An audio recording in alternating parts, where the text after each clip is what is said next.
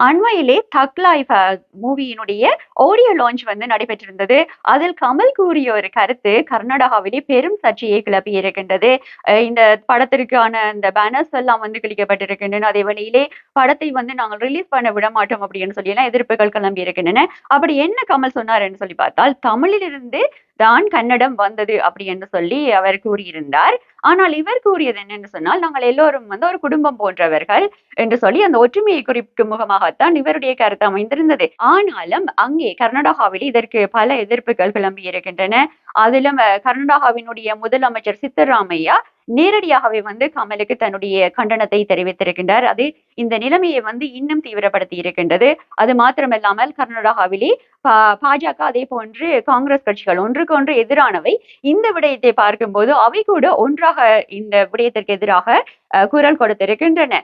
சரி, கர்நாடகாவிலே நிலைமை வந்து இப்படி கொந்தளிப்பாக இருக்க, தமிழ்நாட்டிலே எப்படி இதற்குரிய அலை இருக்கின்றதுன்னு சொல்லி பார்க்கும்போது, தமிழ்நாட்டை பொறுத்தளவில் பல அமைப்புகளாகட்டும் அல்லது தமிழ் மொழி ஆர்வலர்கள், அறிஞர்கள் எல்லாம் வந்து எல்லாரும் என்ன சொல்லியிருக்கிறாங்கன்னு சொன்னா, கமல் கூறிய கருத்து வந்து சரியானதுதான் என்று சொல்லி அவருக்கு ஆதரவான கருத்துக்கள் தான் வந்திருக்கின்றன. அதுல குறிப்பாக பாமக தலைவர் அன்புமணி ராமதாஸ் என்ன சொல்லியிருக்கிறாருன்னு சொல்லி பார்த்தால், தமிழோடு இணைந்து லத்தீன், கிரீக், ஹிப்ரு, சமஸ்கிருதம், அரபு, மாண்ட்ரின் போன்ற மொழிகள் தொன்மையான மொழிகள் என்று சொல்லி ஏற்கனவே நிரூபிக்கப்பட்டிருக்கின்றது. அதிலும் தமிழ் என்பது வந்து மிக தொன்மையான மொழி என்று சொல்லி இவர் கூறியிருக்கிறார். ஆகவே இந்த மூத்த மொழி தமிழ் மொழி என்பது ஒரு நிரூபிக்கப்பட்ட உண்மை. கமலுடைய கூற்று சரிதான். தாயை விட மகள் வந்து மூத்தவராக முடியாது அப்படின்னு சொல்லி அன்புமணி ராமதாஸ் கூறியிருக்கிறார்.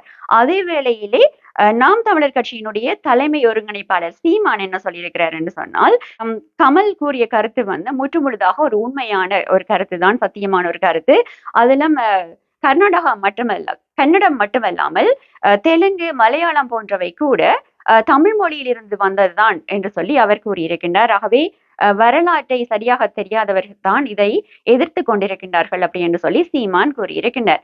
இந்த விடயம் தொடர்பாக கமல் என்ன கூறுகிறார் என்று சொல்லி பார்த்தால், தான் ஒருபோதுமே வந்து மன்னிப்பு கோர போவதில்லை என்று சொல்லி தெரிவித்திருக்கின்றார். ஏனென்று சொன்னால், தான் கூறியது வந்து தமிழ் மொழி தொன்மையானது என்பது வரலாற்று ஆராய்ச்சியாளர்களால் வந்து நிரூபிக்கப்பட்ட ஒரு விடயம் அப்படின்னு சொல்லி அவர் கூறியிருக்கின்றார்.